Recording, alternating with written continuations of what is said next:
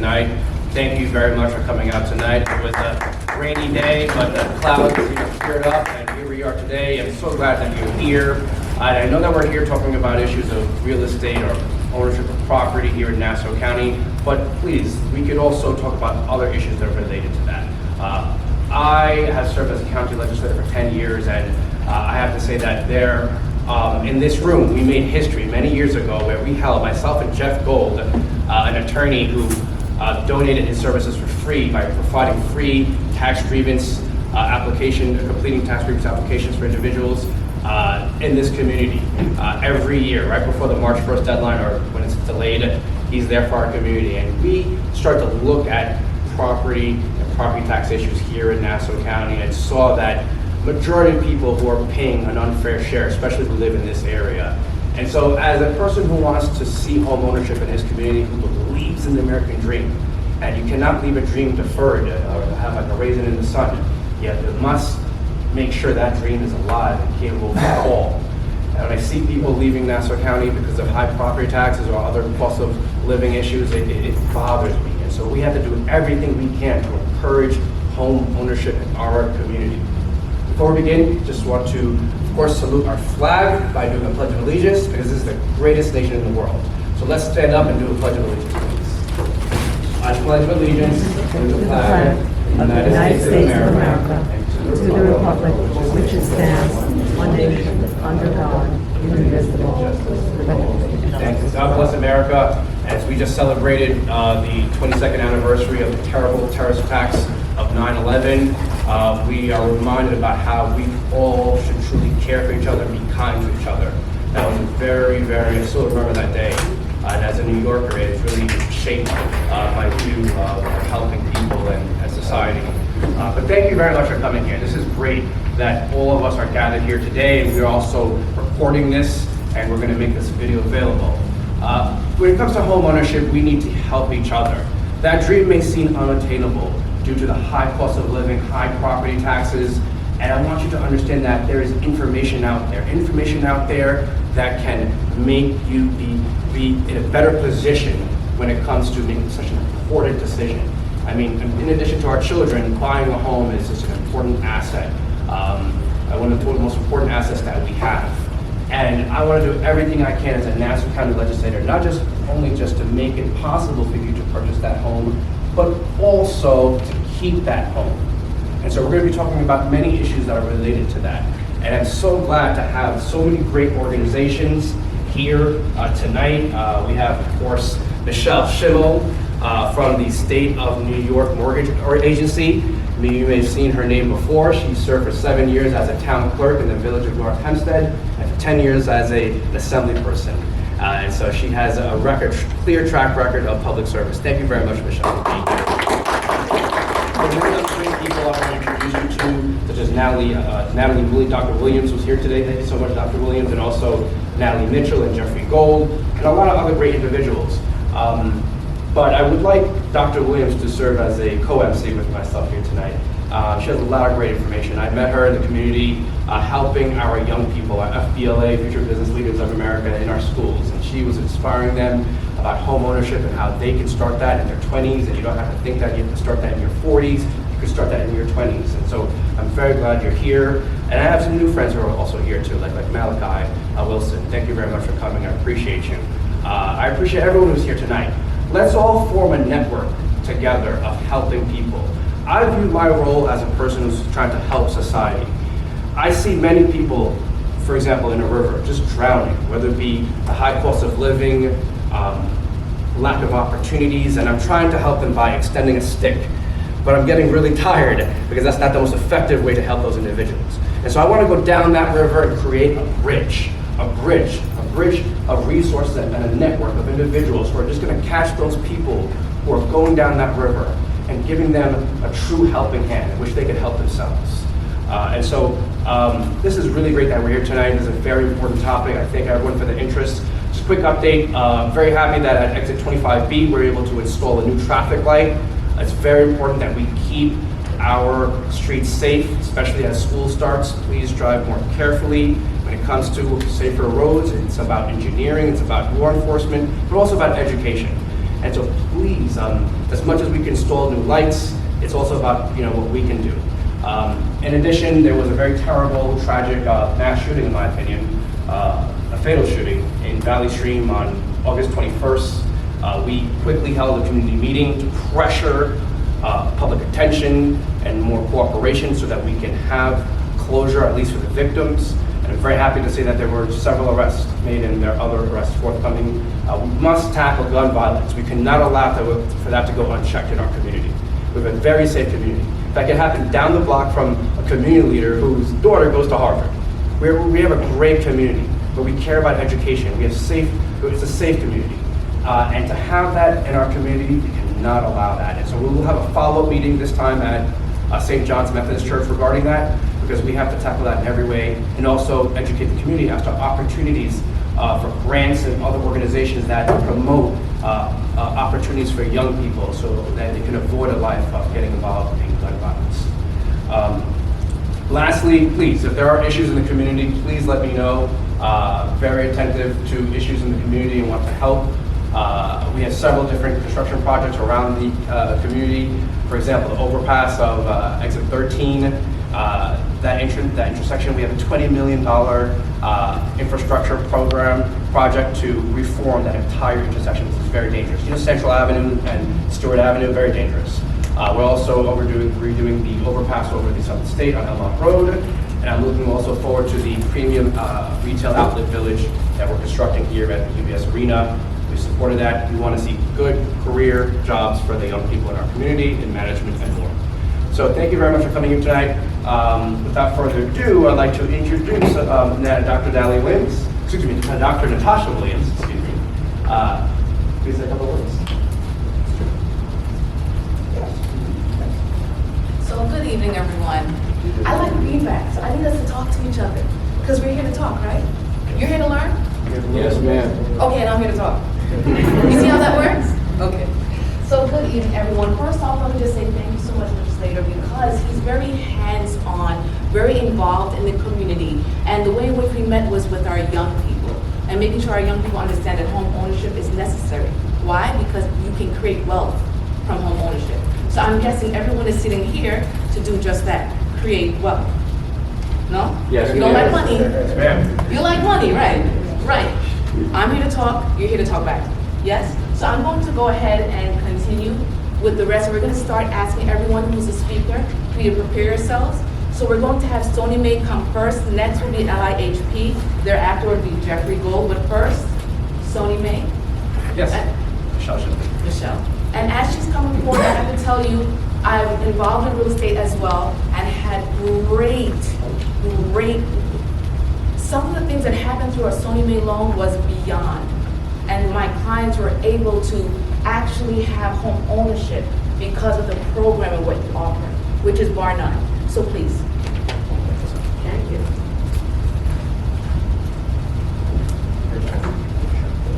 Good evening, everyone. It's been mentioned, my name is Michelle. I'm the Director of Community Outreach for Sunny May, which is the State of New York Mortgage Agency. And actually, thank you, Legislator. I echo everything you said, and Ms. Williams, everything you said. I don't really have to say much, but guess what? Like Ms. Williams, I'm going to talk a lot. Right. I'm originally born in Brooklyn, although I live in Long Island, so I'm going to talk really fast because I got a lot to say. But congratulations for being here, because where you are, it's a bell curve when you buy a home. Some people are ready tomorrow to jump in. I've had people that come to me, they're ready to buy in 2 weeks. I had one woman who went 4 years. I met her, she went to 3 of my sessions, if you will, and then 4 years later she called me, she goes, she lives in Long Beach, she goes, I bought a house. So imagine that ride. So everyone's in a different place, but you're here, and that's the first step. And I dare say a thought becomes an action, and the fact that you have this thought, it will become an action, and it will happen for you. So we want to help you. We are New York State, we're New York State government. I work for the government. And guess what? If I knew about Sunny May when I bought my first home 20 years ago, I would have saved a lot of money. The problem, can you hear me? Yes. Good. The problem is a lot of people don't know about Sunny May, but I'm here to tell you why Sunny May works. So let me see if I can get this going. I have a little PowerPoint, makes things a little bit easier. I'm going to talk really fast. We are the State of New York Mortgage Agency. We are part of Homes and Community Renewal, which is the agency, just like Department of Labor and Department of Health. We do affordable housing throughout New York State. But what people don't know is we are a niche agency within HCR, Homes and Community Renewal. You will see purple signs, and you'll look now and say, if it's purple, it'll probably say Homes and Community Renewal. That means it's state money that's helping to build these homes. But most people don't know that the State of New York Mortgage Agency is a division. It's not just about rentals and vouchers, it's also about home ownership. And what was mentioned, homes are the means of personal wealth. For me, I don't have a big bank account, I assure you. But my home is what my legacy is for my children. That is my personal wealth, that is my assets.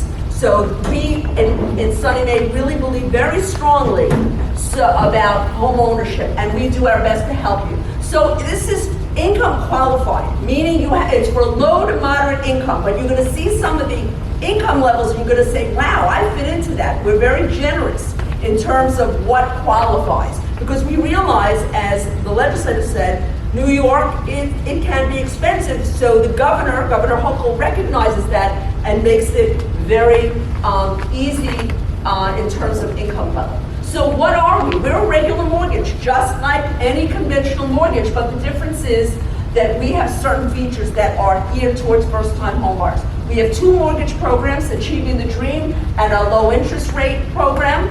They're the same basic program, the difference is income levels. So if you make less money, meaning household income, you would apply for Achieving the Dream. You get a slightly lower interest rate. And if you make too much money for that, you can still apply under a low interest rate. And I'm going to go really fast. What is it? It's 30-year fixed rate. Why do you want a 30-year fixed rate? What do you think? You want to know what you're paying every month.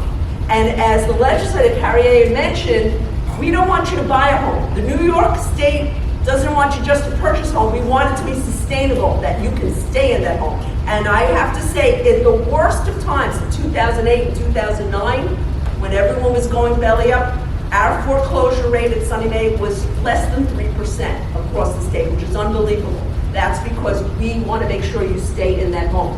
You have down payment requirements as low as 3%. Sometimes with mortgages, I know when I bought my first home, based on the money I had, which wasn't a lot, I had to put down 10%. So with Sunny May, you can put down as low as 3%. It's work.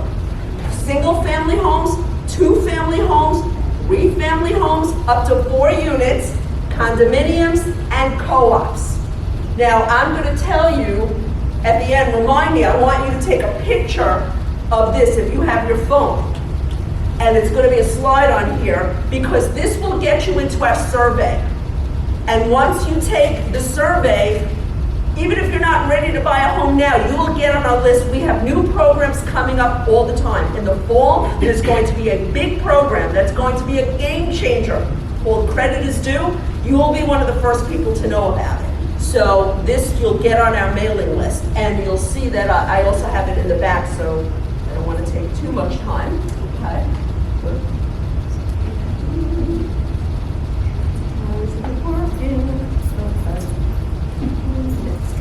Sorry about that. Yeah, it is Murphy's Law, but if not, I'm going to talk it through. It's not working.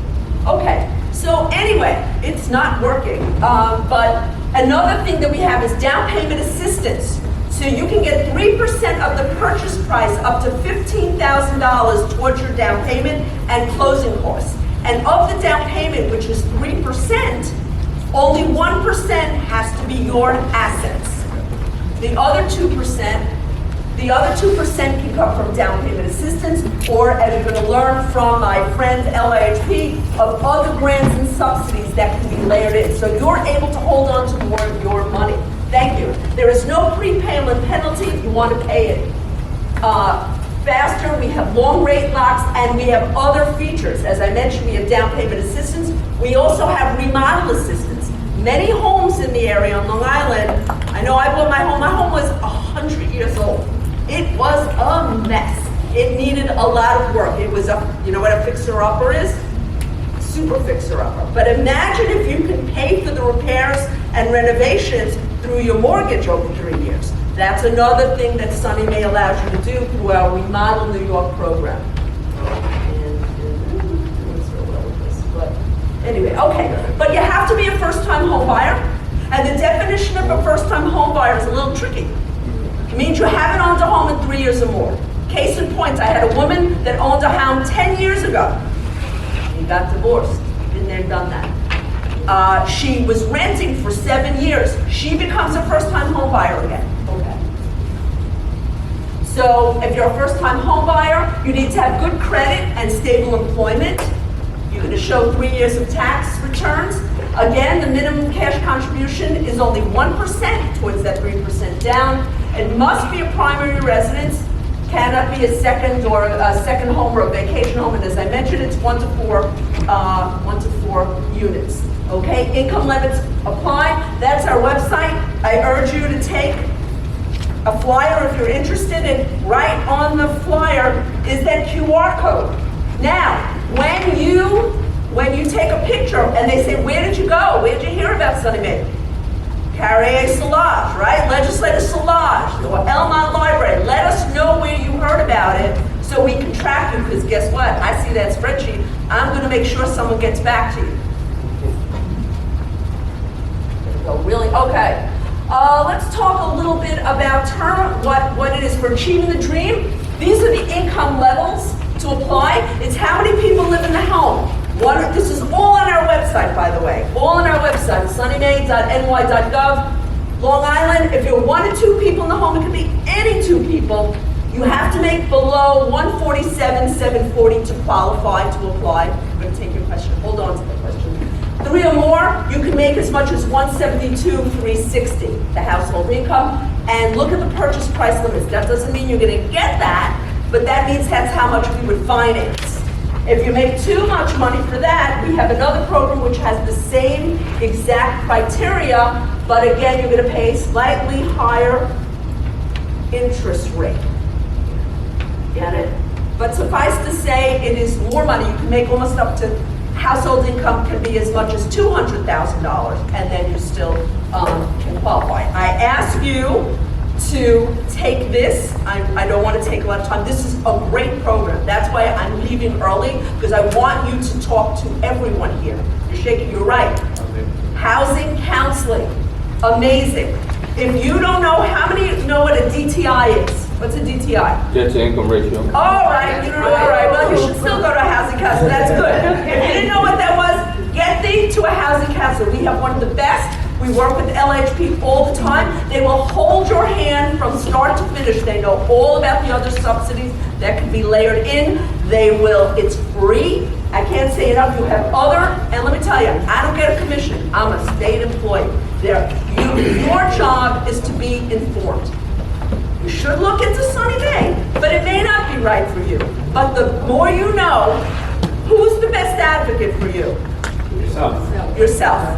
So the more you know, and you have a whole coterie of information here, you're going to be able to get that home, because you're going to ask the right questions and get the right answers.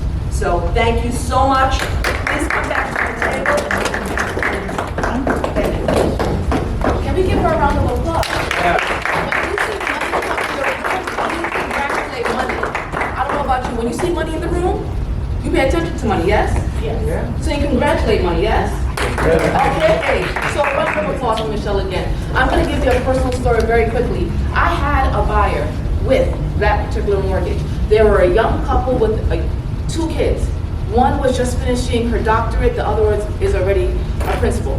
The long story short is they were able to purchase in Long Island. They paid 1% down payment. I'm going to say that one more time. 1%. We were able to negotiate where their closing costs were now embedded in their mortgage. So out of pocket, they paid a 1%. 1% down, and now they're homeowners. They're going to use that property, and now what they're going to do within their 5-year period is they're going to recycle. They're going to repeat. So that means they're going to pull some of that money out and some money that they saved, and now they're going to purchase up, but keep that same property. What do you see happening here? every 3 to 5 years, they're going to purchase, they're going to improve, increase their net worth. So when you see these type of programs, please keep your mind open as to what it can do for you and your family to come. Yes? I feel like I'm in church. Can I get an amen? Amen. All right. Next, we're going to have Jamie with LIHP. Now again, this person that's walking up is money. So can we greet money in our life?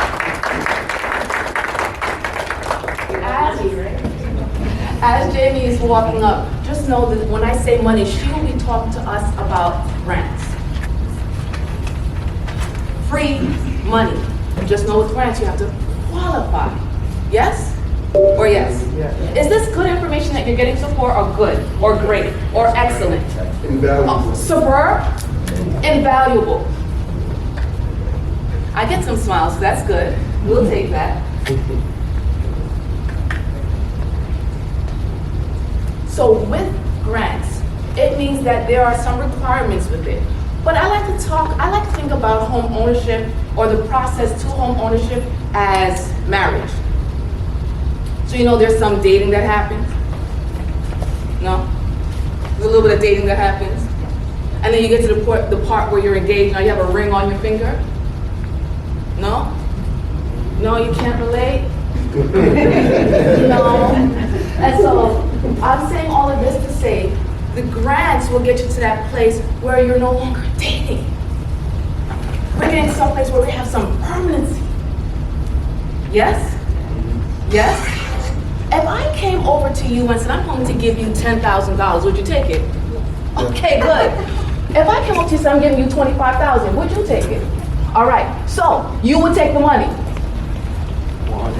All right, because I told you guys, I talk to you, you talk to me. I talk to you, you talk to me. Yes? All right, let me hand it over to Jamie so she can talk to us about how we can obtain grants.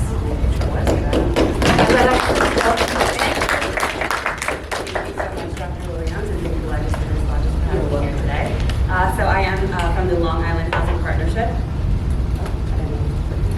Can you hear me? All right, I'll just project. So I'm from the Long Island Housing Partnership. There was a picture of me here. I don't know what happened, so forgive me. But my name is Jamie Sanchez. I'm the Director of Counseling over at LIHP. I'm going to refer to it as LIHP from now on, so we know what it stands for, because that's a mouthful. So I'm here to talk about a lot of the grants and assistance, and then Dr. Williams mentioned money, right? There's assistance out there to help you guys get into homes. It is recognized that it's not easy. It's recognized that home ownership is tough, but also, as we mentioned, we're talking about generational wealth, right? So this is something hopefully to get you guys motivated and to know you're not in it alone. There's assistance. I'm going to speak about counseling, and let's get into it. So a little bit about the Long Island Housing Partnership. So it's been around since 1988, so about 35 years from now on, and our main mission is affordable housing opportunities. And we're assisting the client who normally without the assistance might not be able to secure affordable, decent housing. So we can help in a couple of different ways. So we do have rental services, affordable rental programs. We have rental arrears programs by location, depending where you live.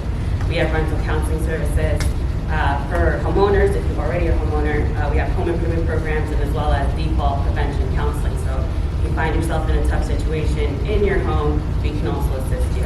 And on the more positive side, the home ownership side, we have affordable home ownership programs, opportunities. We have employer-assisted housing programs. We have town and county down payment assistance programs. And we also run a monthly first-time home buyer orientation, as well as pre-purchase counseling.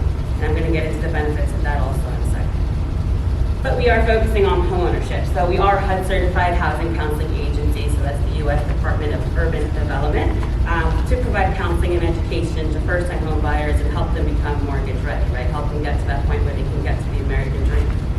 So our objective is to help all prospective first-time home buyers who do dream of home ownership reach that goal.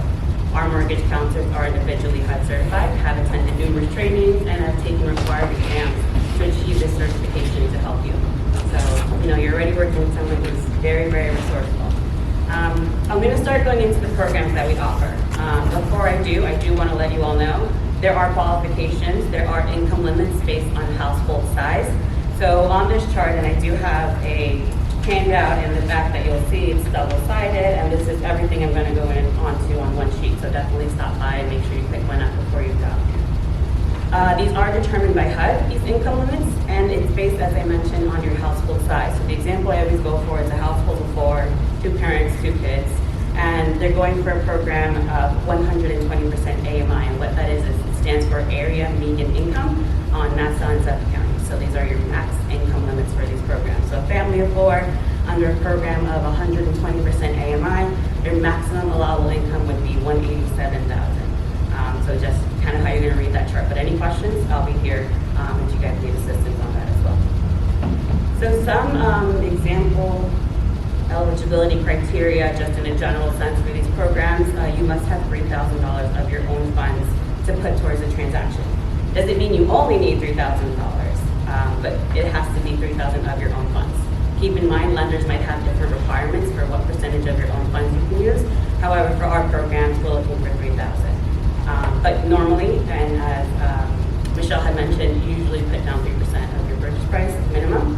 So we want to make sure you have it, whether it's from gift sources or anything like that, but out of that 3%, $3,000 does have to be your own money that we have to verify that you have everything. You must have adequate financial resources and credit to qualify for a mortgage from a recognized lending institution. The good thing about our programs is we actually mirror Sony Mae's ratios. So we know what DTI is, right? So that front-end ratio of 40%, back-end ratio of 45%, again, to mimic the Sony Mae. So you'll see how we can both get combined very, very well. You can layer those grants. You can layer our grants with Sony Mae's assistance, and it becomes a really good deal. So definitely something that we will, as counselors, go over with you. There is a requirement for one-on-one pre-purchase counseling to move through all of our programs. It's also required for Sony Mae. So whether you're using our programs or not, you can still do the counseling for Sony Mae as well. And one big thing is you cannot enter into contract before determining if you're eligible for the program. So one thing we try to stress is you can't be in contract prior to application. It's not, you can't just, there's no fast track to do this. It's prior to getting into contract and waiting for that green light to get into contract. So you want to wait and make sure you're doing the process in the correct order to not, invalidate your grant. Some additional things, they're going to look for 1 year of clean credit. There might be, onesies or twosies here that we can look into in a specific scenario, but generally, no lates, collections, charge-offs, judgments, etc. A minimum credit score for our programs is a 580. Keeping in mind for loan products and for lenders, it might be a higher score. This is the minimum score for FHA, which is why we use the 580 for grant qualification. There are application fees for down payment assistance that range anywhere from $35 to $100. There's no charge for counseling. Counseling is a free service.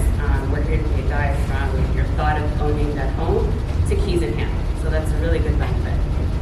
Counseling certificates after your sessions are going to be valid for 1 year, and you can get your counseling done ahead of time. So you don't necessarily have to wait for a grant to be available to do your counseling. We recommend getting it ahead of time because we're entering what I call grant season, where there might be multiple grants opening up within the next few months. And there's a mad dash to get that money, and I think we all understand why. So definitely if you can get your counseling done ahead of time, you're not in like some kind of a pipeline waiting for others to get their counseling done, because it is on a first come, first served basis. And the last tidbit, that it can be layered with other grants, like Sony Mae's grants or any other grants that aren't coming from the same funding source is the big thing. So now I'm going to go into the actual grants. So starting with the Nassau County grant. As I mentioned, we're entering grant season, so a lot of these are currently closed. But keep your eye out, add us on social media. We announce these things, check our website and things like that, or give me a call and I can let you know. This grant, it hasn't been open since 2020, but fingers crossed that it will be opening within the next few months. This grant, when it was open, gave up to $25,000 in down payment and closing cost assistance for first-time home buyers, making under 80% of the AMI. So on that chart that I showed you, it's going to be the green column, and you'll see what your maximum income limit would be for that program. With this, we did go to Nassau County and we kind of expressed the need for the assistance, so we're hoping that that $25,000 gets upped. Most likely will be up because of the current market that we're in. It's kind of the reality that $25,000 isn't doing what it used to do with the market that we're in. So that's something to look forward to, because I know a lot of you guys are most likely from this area, Nassau County, so that's something to look out for. If it's something you might need to be able to purchase.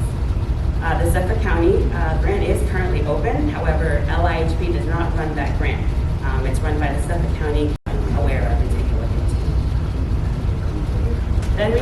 the Town of Brookhaven grant, which is also currently closed, but again, grant season is coming up, so if this is something you're into, within the next few months, I would definitely reach out. But this grant gave up to $39,000 in grant assistance. And one thing that was added last year was if you're purchasing a structure that's not brand new construction, we added some funds from New York State. So it's up to $39,000 from the Town of Brookhaven. However, if you're, like I said, purchasing pre-existing structures, so nothing that doesn't need construction, you may be able to get $15,000 additional and then $23,000 to rehab the home. So I don't know if you guys are getting excited, but it just sounds like a lot of money. So it's again, homeownership is the American dream.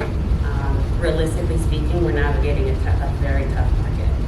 We have home prices that are through the roof, low inventory, which is also driving those prices through the roof, and the interest rates, right, which are not helping. So we have kind of a weird trifecta going on. But however, it doesn't mean it's not possible. So definitely speak to myself, speak to Michelle, your Town representative, and all the other speakers here to see how we can help you navigate this space. And continuing on to the Town of Babylon grant. So this grant, again, currently closed, but I'm going to stress again, grant season is coming up, so you get my hint. So again, this one is also $39,000, very similar to the Town of Brookhaven grant. The only difference is, of course, the location you can purchase in. This is Town of Babylon, the other one is Brookhaven. But it's the same makeup, up to $39,000 in grant assistance, and then also if you're purchasing that pre-existing structure that needs some kind of rehab, then you can get $15,000 extra in down payment assistance, as well as $23,000 in rehab. So another really good program. This next program is our community stabilization program. So this program is primarily, it is for foreclosed homes. Foreclosed, boarded up, blighted properties. They have to be vacant, very important. We're not going to displace a family to help you guys, as much as we want to, but we're not going to put someone on the street for that. But this program gives up to $30,000 in down payment and closing cost assistance for foreclosed property.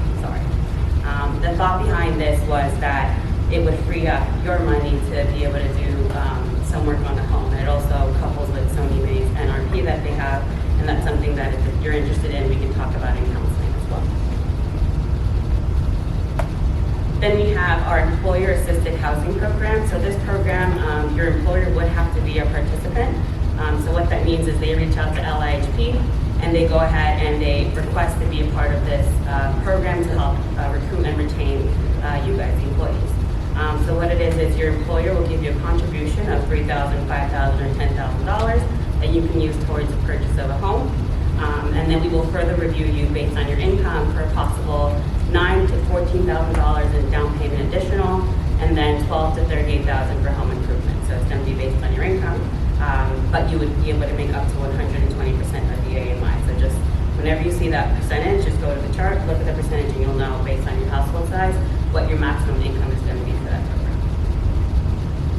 Then we have our community land trust. So this program is a very interesting model of purchasing, which not a lot of people are familiar with. So what this basically is normally on the open market, you're purchasing the home and the land.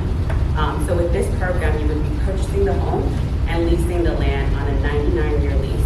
So you would pay like a monthly rent of about $175 to $200 for the land use, but you would only be purchasing a structure. So basically, with just a long story short, what am I trying to say?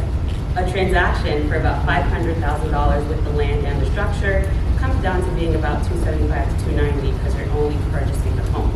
So it's a good deal for those who might not be able to purchase on the open market. It creates a really great opportunity of home ownership. So there's ways around this, guys, which is why it's very important to know agencies like us, assistance, counseling, and things like that. So these are the programs that we administer. Now I'm just going to speak a little bit about first-time homebuyer counseling. So we do a monthly orientation. It is virtual. If you guys need to go through the whole entire home buying process, income affordability, in a general sense, credit, savings, and assets, the roles of all your team members that you guys need to work with through the home buying process, as well as going into more detail on the grant team, the assistance that we do offer. Again, this is every third Friday of the month, and you would sign up directly on our website, and then you'll get a Zoom link. And then you just hop right in, get your information, and then start that home buying journey. So after that orientation, I will follow up via email with an intake application where you can submit it with your documentation and have the opportunity to have a counselor review it, schedule an appointment with you virtually via Zoom, and you're having someone now tell you all the information that you need to know about home buying. So they're going to look at your income.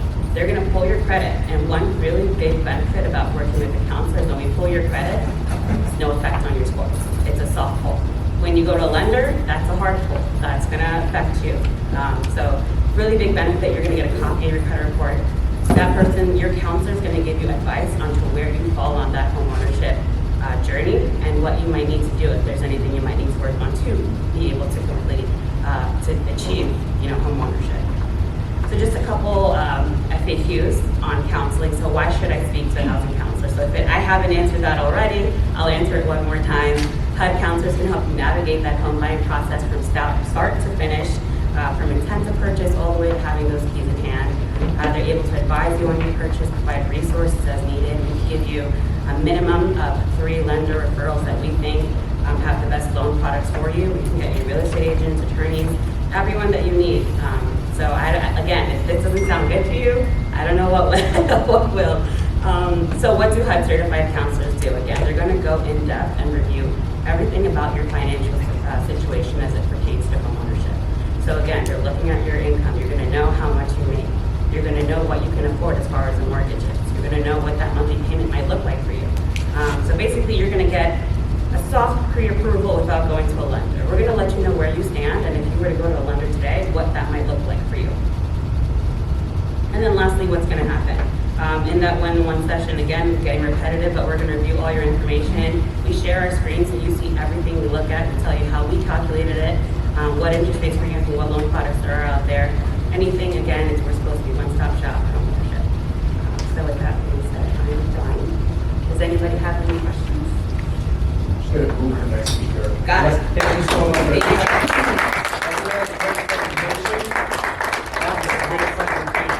Just want to mention briefly that we do have here Ms. Doreen Spagnola, the interim president and CEO of the Long Island Board of Realtors, and I want to thank you so much for being here. Thank you so much. Thank you very much.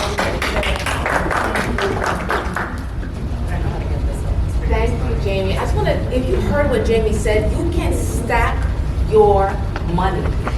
Did you catch that? So she's like, I don't care. I'm playing in the sand with everyone, the sandbox with everyone. So if you get a grant from LIHP, but then you qualify for a grant from somewhere else, it can come together. Example, Sona Bay Mortgage, they might offer you some type of funds to rehab the property. And then you go into town, because you guys are going to be best friends. By the way, everyone that's speaking, I hope you're going to be best friends with them. Get a business card, rub shoulders with them. They have your Best interest. best interest. They have your Best interest. They have your best interest coupled with their money. Not your money, their money. So, why am I saying this to you? She gave us a lot of information telling us how we can stack our grants. Why am I telling you this? Because I work with clients where I did just that. We stacked their grants. So they weren't getting grants just from one agency. We were able to combine them. What does that mean? Lower closing costs, less money out of pocket. I know we're having church today. I don't care if it's Wednesday. It's not Sunday, but we're having church in here. When someone here can come in here and give you money, Legislator, I'm going to say thank you again. Amen. Because for all the people that he brought together to give you money. No one getting excited about this, but I'm excited about this. I'm not the one getting the money. I'm excited with you. You are. I'm excited. Okay? So with that being said, we just talked about money.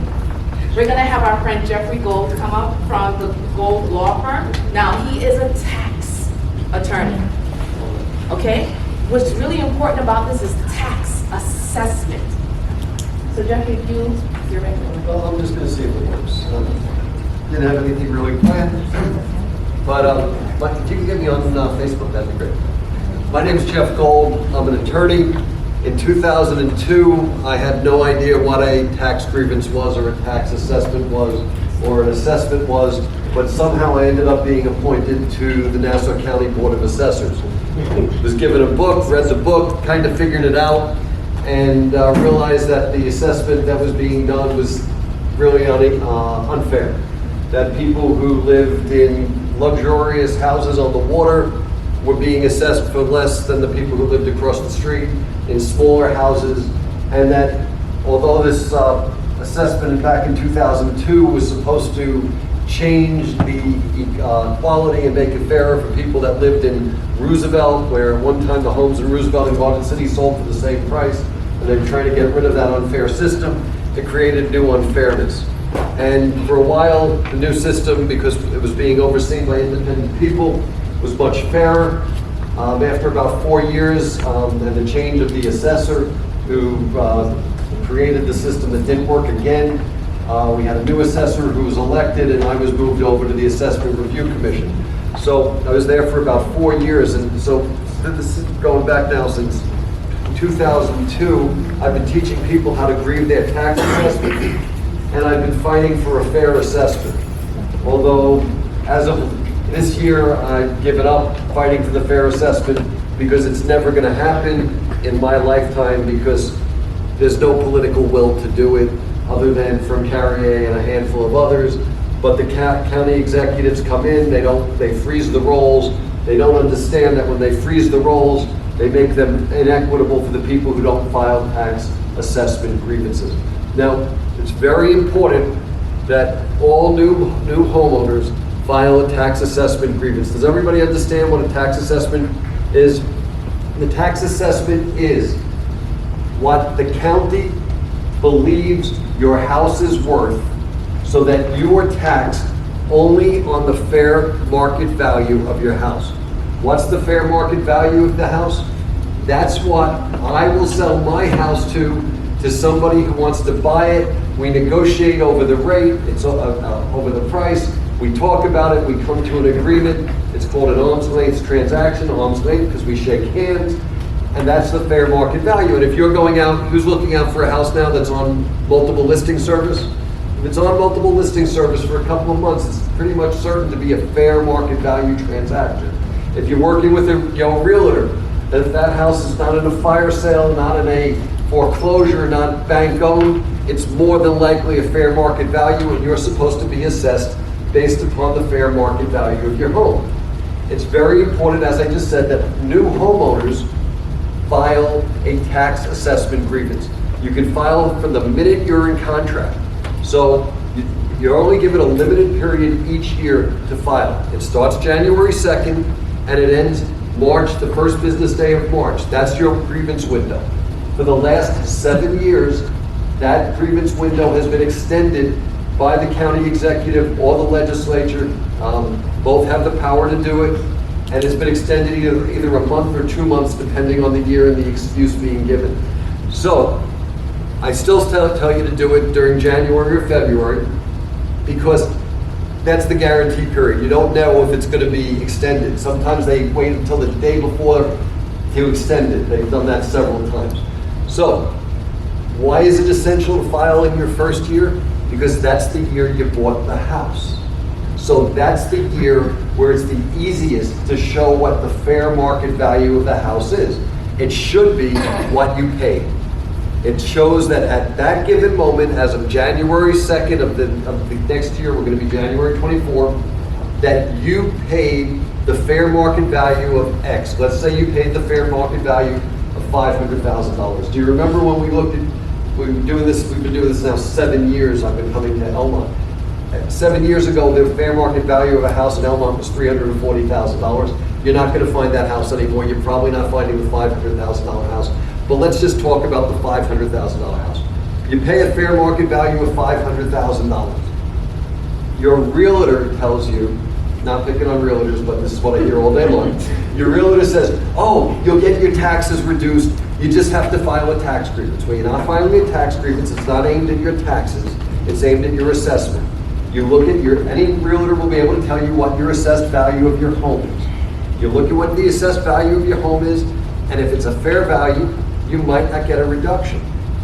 But what's a fair value? If you bought your house for $500,000, what should it be assessed at in Nassau County? That's what you think. And you know why? Because that's what the county tells you when it sends you that tax bill every January, not the tax bill, when it sends you that assessment every January 2nd. And you know what? It doesn't matter who your county executive has been since 2008. Every county executive who sent out that tax bill has lied to you. Because the assessed value of a house assessed at $500,000 hasn't been $500,000 1 year, the year we did reassessment 4 years ago under current, and then you have to go back until Swazi. So every year that number's off, and you don't know what that number's going to be. Now, if you're assessed at 500, which is what Harry said you would think you'd be assessed at if you bought a $500,000 house, what does the county value your home at? If your assessment right now, and you don't even know, okay? If your assessment is 500, you look at your assessed bill, any of the realtors know? You know what the county values your house at $694,000. So if your assessed value is 500, you're assessed at 694,000. If you're assessed at 1,000, so they think you live in $1 million house, you really live in a $1.4 million house, according to the county. That's because the rolls get more and more inaccurate every year, and it's because the people on our grant reductions, like they're giving out samples at BJ's. I mean, it's Wakasta. It's ridiculous. The system is so broken that it's impossible for the average homeowner to figure out what they should be assessed at. And that's why you have to file your tax assessment grievance every year. But you especially have to file it your first year, because that's the year we gotta get you right. Now, I've created a Facebook page, Nassau Grieve Your Tax Assessment Free. I created that web page about 8 years ago. We have 36,300 members as of today. That's members in Nassau County who file their tax grievance, tax assessment grievance, by going to that page. As of on January 2nd, I will give you all new instructions on how to file your tax assessment grievance. You put in your address and you follow my instructions step by step. Now remember, Board of Assessors, assessment review, private practice. I file thousands of grievances a year for clients, but I teach you how to do it for free. And I hold very little back. There's just some technical things that would be impossible to teach, but everything is there on how to file a grievance. We've saved people. Last year we had one person this year. They saved so much money, they probably saved $12,000 based on the size of their grievance. And if they had used a contingent firm to do that, they would have had to pay that firm $6,000. You know these letters from firms, right? These firms that give a lot of political donations to the ruling political party in Nassau County, and these firms take half of your reward. Why should you give up half of your reward for something you didn't do wrong? Right? It's not even take half. What happens, it used to be under the old system, you'd get a check in the mail. So you get a check in the mail for $1,000, you write $5,000, you write half of that to the company. That was, okay. Now you don't get the check in the mail. Now you get a reduction. That reduction, let's say you save $1,200. That reduction is taken out of your mortgage, $100 a month. You save $100 a month, but you still got to write a $600 check to the grievance firm, which for a lot of people is a real struggle to write that check. I've had people say, look, I'd rather not take the reduction because I don't feel the $100 a month, but I'm going to feel that $600 at Christmas time, and that's when the checks due. Okay, so you don't want to sign up with a contingent firm. Now, they do their job, they do it very well, but they don't necessarily do it better than doing it on your own. Okay? We, in the group, we're able to monitor how many people got reductions, and so far, about 84% of those who have done it on their own this year have gotten reductions. Wow. Now, if you get a reduction on your own, you keep the whole thing. So you have to look at it as, how many years should I file? If I win on my own 3 out of 5, even 2 out of 5, I'm doing better than if I have a grievance for filing for me every year and taking 50% and winning small reductions every year. This year, if you want to find out what you're assessed at, for 23-24, the year we're in, you take your assessed value and you multiply it by this number, 1,388. That is what the county at ARC values your home. So if you're a $694,000 home, you just bought your home for $694,000, you should be assessed for $500. Now this is why you have to grieve every year. Those 84% of the 28,000, the 200,000 people grieve a year. Okay? If 84% of them are winning, what happens when they win? They get a reduction of their assessed value. Okay? But the schools still need to raise the same amount of tax dollars.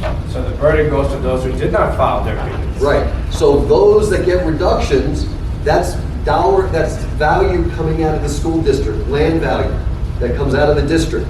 So the school district has to raise its tax rates, right? It has no choice because it has to raise the same amount of money. So less land value, higher school tax rates. Unless you get a 6% reduction almost across the, you're gonna be even, okay? And that 6% you gotta keep in your pocket. You hire a firm and you get 12%, you're even in it. But if you don't file your assessment and you don't get assessment grievance and you don't get a reduction, then the tax rates go up and your taxes go up. And that's the guarantee. That's why you have to keep fighting and file the tax assessment grievance every year. Now this is why it's really important, because everybody who gets a reduction makes the rolls more and more inaccurate. 84% just got a reduction. The rolls are getting worse and worse. Next year, now I haven't predicted this, but remember I just told you that you're gonna take your value and you're gonna multiply it by 1,388, so that 500 becomes 694. Next year, the system's gonna be so bad that you're gonna take your assessed value of 500 and you're gonna multiply it by something around 1,600, meaning that you have an $8,000 house. $800,000 house will be assessed at 500. So even if you don't get a reduction this year, next year, because Bruce Blakeman, it would have been whoever was there, he's gonna freeze it for a 4th year in a row. It's gonna be broken. You're gonna have $800,000 homes properly assessed at 500. And you're sitting here and you're looking at me like, oh geez, I just bought a house and how am I gonna figure out what my taxes are gonna be? You already, okay? You come to my site, we might be able to help you. I have 5 people who volunteer for nothing, okay? They don't even do tax grievance work. They've just been on the site so much, they'll help you. We'll look at your tax, your home, we'll look at your exemption. We'll be able to give you an idea of where you're gonna be. But until they set those tax rates, we don't know what the taxes are gonna be. Until the county gets its act together and figures out what the level of assessment's gonna be, that 500 to 38, we don't know what we're gonna be, the multiplier is gonna be. But I'm telling you, it's gonna be right around 1,600 next year. So, if you take anything away from this, you take away this. I file my tax assessment grievance the first year I own my home, I file it the second year I own my home, I file it my third year I own my home, I file it the 4th year because they're never gonna get it right. And if you don't file it and you don't win, you are always going to pay more because the tax rates are gonna go up because the system is broken. Join the Facebook group, it's free, you'll get tons of information there. We walk you through it, and that's it, join the group. One word, wow. Yes, wow. Wow. Never get it right. Did you hear that part? Okay, so that's fine. Now we know that. We're okay with this now, right? We're digesting, we're settling this now, right? So what your part is to take action when you purchase that house, right? Immediately, forget the furniture, okay? It's all right, forget the furniture. I'm sorry, Dr. Williams, one other thing. Please. Is the first thing you should do when you file your house, and your attorney should do it, is you should file for STAR. Because as a homeowner, you get STAR, that means you're gonna get a check every October. And you know, I've had people say, oh, they didn't tell me to do this. You know what, you just remember, tell your attorney, help me file for STAR. It's a form, you go right to the state website, takes you 5 minutes, you just prove you own the home, that's all you have to do, and it'll save you about $1,300 a year. That's the first thing, and that's a guaranteed win. There used to be a company that used to charge you to file for STAR, but the county sued them and got millions of dollars back. I'll say now I understand why Jeffrey's last name is Gold. We get it now, right? Gold. He just gave us gold bars, if you will, not nuggets, gold bars. We are learning how to not only purchase a house, we're not only learning what type of mortgage to use, we're not only learning what type of grants to use, and grant stacks, you gave a lot of information. Please talk to everybody here once we're finished here. And then we had Jeffrey with the gold. So once you get that house, right, how do you save money on that home? You'll be right next door to your neighbor, and you'll be effectively paying lesser than them because you have this gold that you just received. Yes? Yes. Yes. Amen. Amen. All right. Thank you for the amen. Yes. Now next, we'll have Natalie Mitchell. Natalie Mitchell is a realtor with Keller Williams. She's a licensed real estate associate broker. I want to talk about her titles as she come up. She's an ABR and SRS. Now, I have to admit, before I ever became involved in real estate, I was in corporate America. So whenever I saw a realtor with all these letters after their name, I'm like, A, B, C, D, E, F, G, I don't follow. What does this mean? But for you, the consumer, this is really important. It means that one, she's a realtor, not a real estate agent, so she follows a code of ethics under the National Association of Realtors.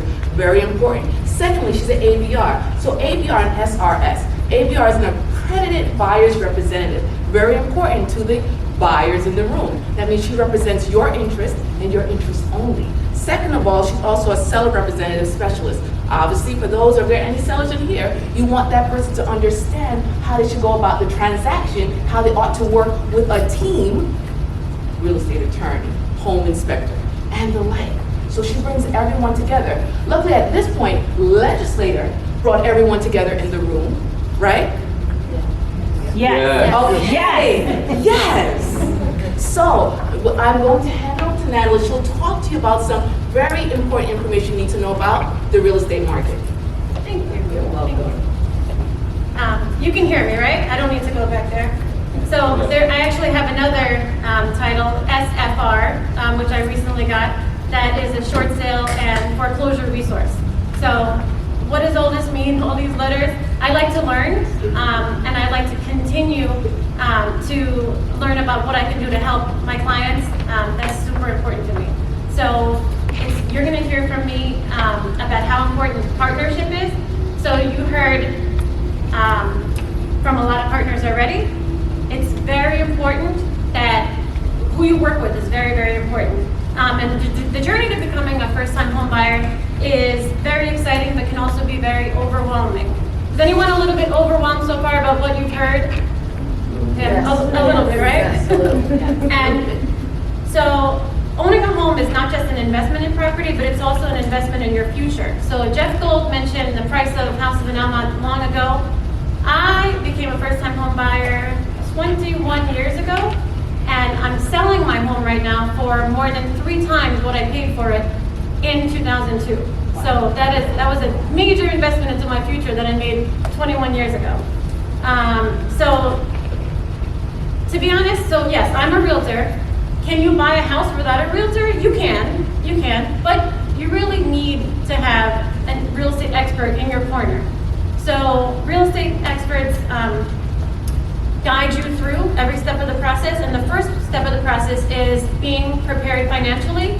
So you've already heard from experts that can help you with preparing for financially and getting grants. That's super important.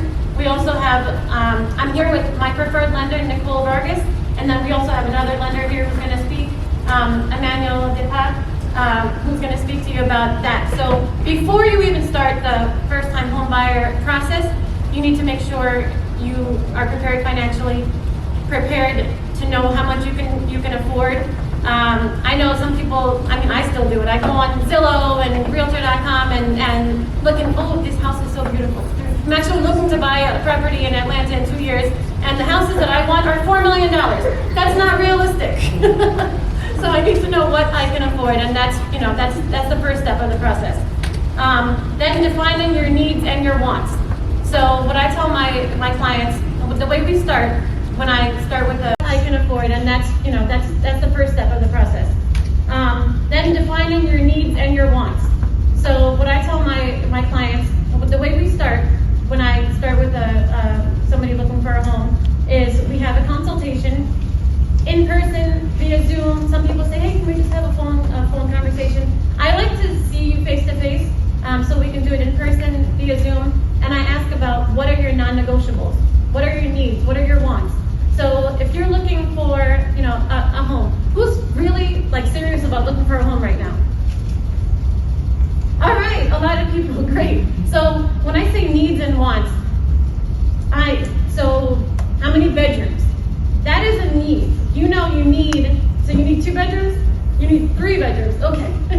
So as a real estate professional, I would not be showing you houses with 2 bedrooms because you need 3 bedrooms. Some people need a backyard. Some people need a garage. Some people need a full finished basement. Some people need a large kitchen. Sometimes they think they need it, and then when you look at a lot of houses, you know what? It's not. This isn't a non-negotiable. We can actually look at something else. And part of the process that I do with my clients is I'm pretty much holding your hand. I'm working with buyers now. We really speak every day. And then if you're working a lot and you don't want to speak to me every day, that's okay also.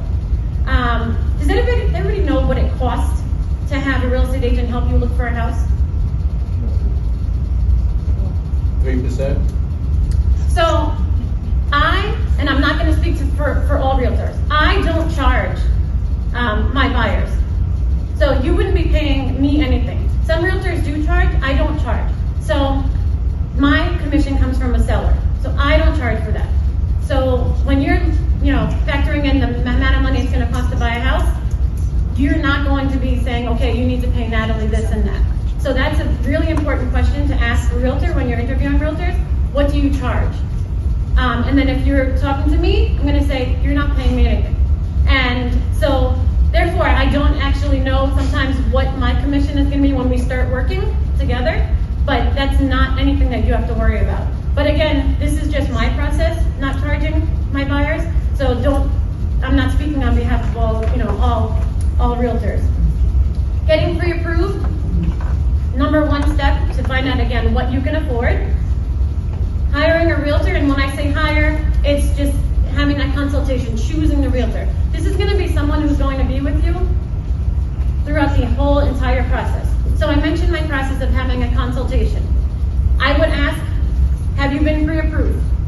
And you're going to be hearing from so many experts, yeah, you're going to say, yes, I have been pre-approved. I can afford a house that is $650,000. All right, great.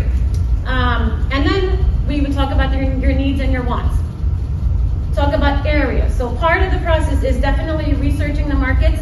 As a realtor, I'm not allowed to discuss school districts. That is something that you would be doing on your own. And you say, okay, I want to live in this area because of this reason, this reason. Sometimes that doesn't work out. We have to branch out a little bit, but having an idea of what you're looking for is incredibly important, and I can help guide you with that as well. Once you find the house, and this is a very, very exciting part of my job as well. Once you find the house, so we're going to open houses. I'm making appointments to show houses that you want to see. I'm sending you properties. You're sending me properties. Once you find the house and you say, Natalie, this is it. I love it. I love it.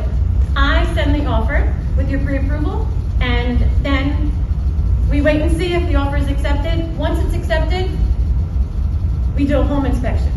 And sometimes the house is being sold as is, which means they're not going to negotiate. They say, I'm not negotiating this price. It is what it is. I strongly suggest that we do a home inspection anyway for your own purposes, for informational purposes. Then somebody mentioned, Jamie mentioned contracts. So that'll be the next step. Real estate attorney. So in New York, this is an attorney state. You would need a real estate attorney. But I am there every single step of the way. And this is super important that you have someone who communicates a lot. So I'm here as a resource. My table over there where Nicole is, we have folders. I have a QR code over there. So you can just scan the QR code, save my information. And if you have any questions, even if you're not ready right now, I'm happy to answer any questions that you might have. This is really exciting time and a really exciting plan to be a homeowner. Anybody have any questions right now? Nothing? All right, I'm right over here. I don't know who's speaking after me, but I'm sure Dr. Williams will introduce them. Happy to be here, and again, scan my QR code over there, and please take a folder, take a flyer, and I'm available. You can text me and call me if you have any questions at all, even if you're not ready right now. If you are ready right now, I'm happy to help you, but I am here as a resource. Is that we're trying to, legislators trying to get everybody together, give you guys an opportunity to be able to learn. I do much better on a one-on-one, by the way, so if you hear me going a little bit fast because of speed, and I'm a little nervous, just to let you guys know that. I loved everything that I heard tonight. I was actually going to spend some time to talk about Mortgage Depot.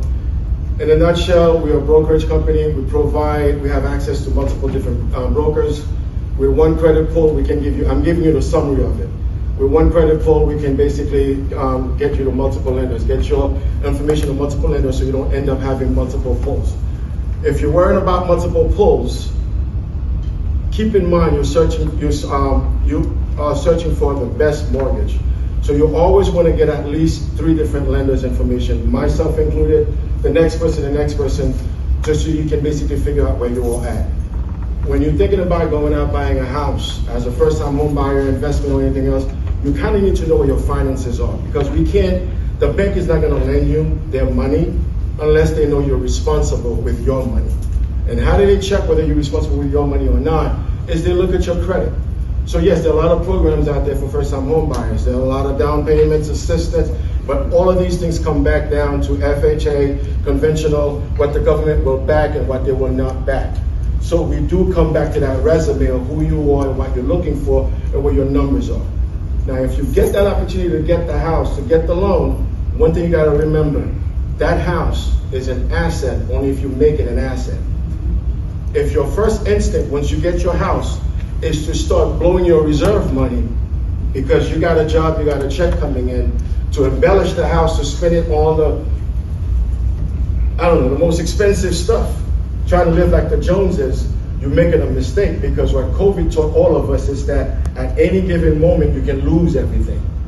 So you cannot take your reserve and spend it on buying another car. And to piggyback off Malachi real quick, he's not there right now, and that was a brilliant information that he's giving you guys, that he gave you guys.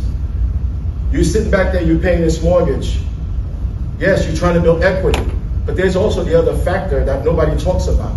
Back in 2008, when the bubble bust, everybody's equity got wiped out. So where's your equity at that particular point? Where are you gonna go get the money at?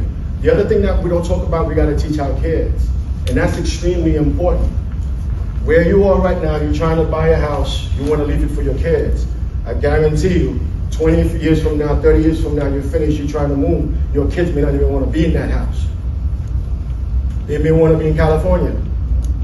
Secondly, if they're not financially capable, that equity in the house dies in the house.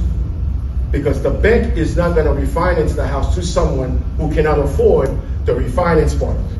So if you're gonna take equity, means that you're technically getting another loan. If you're not financially qualified to get that loan, who's gonna sign off on it? So now for those of you that maybe sit in a house that has $1 million equity in your house, but you spent the last 2 years, 3 years not working because the government told you don't work, how are you gonna refinance that $1 million mortgage and take that equity out? So I'm just gonna leave that alone. More information, again, I'm big on financial literacy, it's not just mortgage. By all means, feel free to talk to me one-on-one. I'm open, it's free information. I'm going to say that getting pre-approved for a mortgage is super important when you're first starting out, just because you might think that your finances, you could pay this, oh, I pay this rent, I pay it. You want to feel comfortable with your payment, because now you're going to have a 30-year mortgage. So you want to feel comfortable. Getting pre-approved is going to put we're going to know exactly what you can put down, what your closing costs will be, what your monthly will be.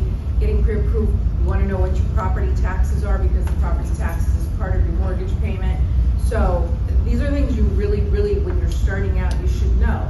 It makes you more comfortable when you're going to a property. If I just had somebody who, they were like, oh, we want to get pre-approved, we love this house, we know we can afford it. Well, I told them what it was, especially with interest rates today, and with their taxes and everything, and this payment was about $2,000 more than they wanted to spend. So if you get pre-approved and you talk to a loan officer who, you know, will put you in a program that fits your needs with the down payment that works for you, first-time home buyer programs, whatever it may be, there's so many to talk about. This is going to make you comfortable because you're going to know exactly what you want to spend per month. You're going to feel comfortable about it. We're not going to make you, you know, go for higher than what you want to pay. We're going to tell you exactly what feels comfortable for you and what you can afford. So it's definitely important to get pre-approved, you know, before you even start looking at houses, just so you know what you're doing, what you're pre-approved for, and what's comfortable for you. There's a lot of programs we can all go over. You have a lot of resources here, so I would reach out and be a part. You know, let's get each other's numbers and really, you know, we'll get there. We'll get there. It might take time. We just closed somebody we worked 18 months with. And, you know, it was a lot, but she's in her house. You know, she's making her first payment next month. That's huge. So we're here. Okay, just like money used to be backed by gold, your family needs to be backed by home equity and passive rental income. Are we clear? Everybody say family over everything. Family over everything. Correct. So your family has to be backed by home equity and passive rental income. Okay? Everyone prior to me spoke about how to get into the home, spoke about the money, gave great information. Okay, I'm going to tie it all together and speak about the math. Okay, math is absolute and can be proven in no matter of time. Okay? When you go to get a loan, right? If you get a 2% loan, 2% mathematically is 45% really. Okay? Just bear with me. I'm going to run through 2% all the way to 7%, and then I'm going to give you the exact math of the situation. Okay, 2%, remember, is what? 45%. 3% is really 59%. 4% is really 69%. 5% is really 77%. 6% is really 83%, and 7% is really 87%.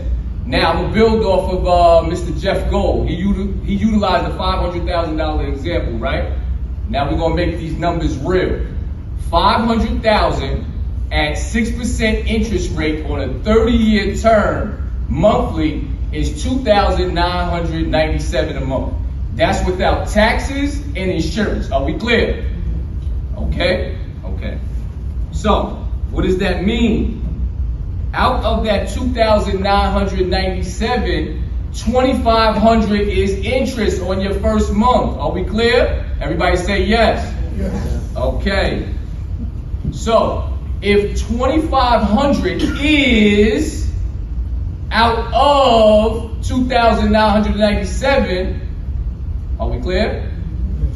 Okay. Is over of equals X over 100. You cross multiply. They taught that maybe in 3rd grade, 6th grade, 9th grade, or 12th grade, but we learned that. So 2,500 is out of 2,997. You cross multiply. 2,500 times 100 is 250,000. Say family over everything. Right. Now you divide 250,000 by 2,997, that equals 83%. I just proved it mathematically in no point in time. Are we clear? So, 2% is 45%, 3% is 59, 4% is 69, 5% is 77%, 6% is 83, 7% is 87%. Now, what are we going to do about this, family? Now we have to do something about it once we get into this scenario, right? Okay, so we're going to get a second job, right? Everybody pay attention to this formula. Hours times 10 equals extra payment to the mortgage. Everybody repeat after me. Hours on our second job times 10 equals extra to the mortgage. Extra principal payment to the mortgage. Okay, well, I don't have a second job. I have a job that has overtime. Okay, overtime hours times 10 equals extra to the principal. Are we clear? Last one, and then I'm done. Really, you want to be in an ideal situation where you're creating rental income. You're gonna take a portion of your rental income, which is your passive income that didn't come off of your back, but it came off of your situation off of the land. You're gonna utilize that and you're gonna put it extra to the principal on the mortgage, okay? I hope everybody had their phones out. Again, if you don't know these exact percentages, you don't know what you have to do to be able to mitigate these circumstances. I need everybody to repeat this.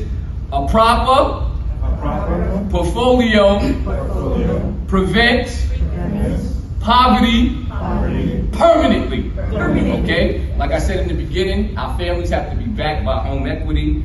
I greet you in basically financial peace. On the strength of the legislator, I will teach everyone here everything that I just broke down, because I want to double down on Mr. Jeffrey Gold. I like what he said. He said he's going to teach everything for free. So everybody in this room who chooses to exchange numbers with me, I will teach you for free on the strength of the legislator. That's number one, everything I just spoke about. Okay? Number two, I liked how she gave out the books. So I think I counted about 35 people here. I'm gonna give everybody a t-shirt, a family over everything t-shirt right now. I'm gonna go to the car and go get that. I own a t-shirt store. So I'm gonna give everyone here who exchanges a number with me, I'm gonna give you a t-shirt to double down on what Ms. Natasha has done. So I'm gonna teach everybody for free, everybody who's in this room only, and I'm gonna give everybody a t-shirt who exchanges information with me, and I'll give you a consultation for free on the strength of the legislator. I hope everybody got that. And if you have any questions, please ask. But however, you can see me on the side. So remember, you have to know exactly where you are in relationship to where you want to be, and be able to have a GPS on your goals to get there, to be able to mitigate the blessing that the bank is giving you, because they really fronting all the money. But at the same time, they're getting something out of it. And we want to be able to stop the bleeding so we can push our DNA in the future and provide resources for the next generation. And the family has to be backed by home equity and passive income. So if we can have Kadeem from Equitable Advisors, who's going to advise us in 2 minutes as to what we should do going forward. Perfect. How you doing, everyone? How's it going? Good. All right. So my name is Kadeem Brown. I'm a fully licensed financial advisor from the Elmont area, graduated from Elmont High School. So I'm super excited to be back here to talk to everyone just about finance and kind of just talk about things that we should be doing when it comes to buying a house that maybe the real estate agent might not tell you about, the broker might not tell you about, but how we can prepare and what we should do after we're actually in the home. So one of the biggest things that I specialize in is estate planning. So getting people's estate in order. And one of the biggest things I see, whether it's because of divorce, whether it's because of death, is that we leave a lot of money on the table because, quite frankly, when we're not here and God forbid we pass away and we have kids that we want to pass down these different assets to, I think the last mortgage broker talked about it, is that they can't afford these houses. They don't know what to do when it's time to take over their parents' assets. So the two things that I'm going to talk about is going to be prior to buying a house. A lot of you guys are going to that first time home buyers right now. So what we want to do prior to buying our house or getting into a house, the biggest thing is looking at our budget. Budgeting is super important. It's going to be able to tell you exactly what you can afford on a monthly basis, what you can afford to put down, what you should have in your savings account. So all these are very important because it allows you to go through the home buyer process way more comfortably, knowing that, okay, I can afford this, and then you can communicate that with the real estate agent and your broker as well. So budgeting, again, I'm not going to go into too much detail, super important. We need to tackle that before we start getting into that process. And then the next thing that we want to talk about is, I'm going to talk about two strategies really quick, 30 seconds each, is that the first thing we're going to talk about is mortgage protection. So as we know, buying a home is one of our biggest purchases that we'll ever make in our house. And we want to make sure that, you know what, when we buy this house, it stays in our family for this generation and next generation. If not the actual physical house, maybe the equity or just the value of the home stays in that. So one of the things that I feel like is so overlooked when we go on and buying our first home is purchasing some life insurance with that home. Purchasing some life insurance, especially if you're in a spouse, you're in a relationship, you have kids. your partner, your kids are relying on your income to create and help out paying that mortgage. So I see this all the time where something happens with one spouse and now they have to move out their house or leave because they can't afford the rent or can't afford the mortgage. Life insurance is a great tool to implement into that. So if one spouse is not here, at least you get a check tax-free to pay off the mortgage of the house. So that's one thing you definitely want to look into. And then the next thing we want to talk about is mortgage acceleration, another program that we offer and help our clients with. Malachi talked about it a little bit, is a lot of people want to pay additional. You know, I have this 30-year mortgage, I want to pay it down in 15 years. The biggest thing in what we see a lot happen is that people take that extra dollar. Let's say your mortgage is $500 a month, you have an extra $200, and what we tend to do, give that to the mortgage company. The strategies that a lot of my clients use, instead of giving that $200 extra to the mortgage company, why not take that money and invest that money somewhere else for you? It doesn't have to be super aggressive, it doesn't have to be taking a lot of risk, but at least now you're in control of your dollar. You can now take that extra $200, invest it for yourself, have it grow over time, and in 15, 20 years, the same amount of time you would pay off your mortgage, at least you have the money in your power and in your hands that you can decide how much you want to put towards that mortgage and pay down that strategy and things of that nature. But again, I work for Equitable. I'm a fully licensed financial advisor. I'm a fiduciary, which means I work partners with my clients. If you guys need any help when it comes to, getting yourself situated, being comfortable about buying a home, things you should do while you're in the home, after the home, if you want to talk about setting up trust and wills and all that good stuff, come over and give me a ring. I'm here, sitting down here. My partner, Devlin, is in the front row also. You can talk to him as well. All right.